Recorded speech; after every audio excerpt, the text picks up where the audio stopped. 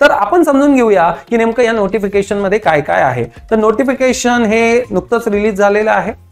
Form कुठून काय भरायचं आहे त्याची लिंक ह्या नोटिफिकेशन मध्ये अवेलेबल आहे. हे नोटिफिकेशन आपल्याला फर्ग्युसन कॉलेजच्या ऑफिशियल वेबसाईटला मिळून जाईल. डिस्क्रिप्शन बॉक्समध्ये आम्ही अवेलेबल करून देणार आहोत. NSG अकॅडमीचं जे अँड्रॉइड ऍप्लिकेशन आहे तिथेही अवेलेबल असेल.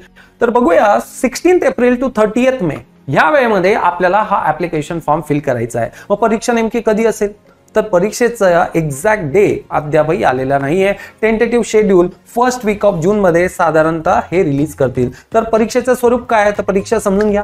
60 मिनिट्स 1 तासाची साधारणतः ही परीक्षा असेल आणि 50 क्वेश्चन्स ते तिथे तुम्हाला विचारतील. 50 मार्क्सची एक्झाम असेल म्हणजे 1 क्वेश्चन 1 मार्क. तो सिंपली साधारणतः 1 मिनिट आपल्याला एका प्रश्नासाठी इथे मिळतो. जर निगेटिव्ह मार्किंग 1/3 जो आहे इथे निगेटिव्ह मार्किंग साठी असणार आहे. हा रूल समजून घ्या.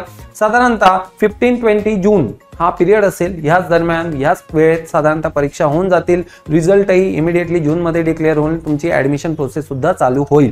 आता समजून घेण्यासारखं हे आहे की सर इथे तर ऑनलाईनचा सुद्धा पर्याय लिहिलेला आहे. इथे बघाल तर तुम्हाला ऑनलाईन ऑफलाईन दोन्ही पर्याय दिसतात. तर नेमका हा काय आहे ऑनलाईन असेल ऑफलाईन असेल तर ऑफलाईन मोडची जी एक्झाम असेल ती ऑफलाईन मोड जनरली ज्यांना MSc in computer science MSc in computer application MSc in data science या कोर्सला प्रवेश घ्यायचा आहे त्यांच्यासाठी मात्र ऑफलाईन मोड आहे. बाकी ऑनलाईन मोड हे वेगळ्या कोर्सेससाठी आहे. म्हणजे हे निश्चित झालं की BSc कम्प्युटर सायन्स नंतर जर आपल्याला ह्या कोर्सेससाठी फर्ग्युसन कॉलेजमध्ये प्रवेश घ्यायचा असेल तर डेफिनेटली आपल्याला ऑफलाईन एक्झाम द्यायची आहे आणि ही ऑफलाईन एक्झाम साठी निगेटिव्ह मार्किंग असणार आहे.